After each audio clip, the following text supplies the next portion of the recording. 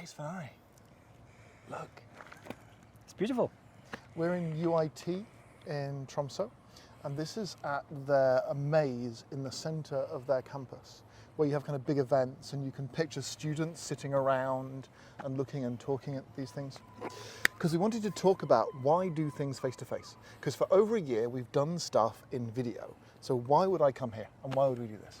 Exactly, and I think it's something about sometimes we need to use those special physical spaces. And that gives us something extra that we can't replicate online. For instance, this space. Or we have the Arna, which is a place where you could sit around a fireplace inside. Seriously, the university has a fire pit in the middle of a meeting room. It's amazing. I can't imagine how health and safety would play with that. But that gives for another kind of conversation. A different way of being and talking and listening to the conversation over the fire. Yeah. Well, you can't have a laptop there because there's nowhere to put it. So it changes the way that you can interact. It uses something different about your kind of human biology in space. It does. And we could take it further.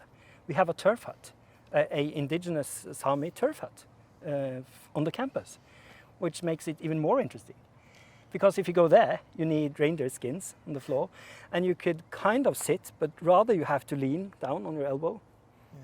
What does that do with the conversation? We were talking to the head of Indigenous Studies, and he was saying that, well, it's actually a little bit uncomfortable to be there. So your conversation is limited just by the fact it's going to be a bit awkward, which actually makes me think about that kind of way that we might use constructive, I guess, helpful uncomfortableness in physical spaces to kind of bound conversations in a way.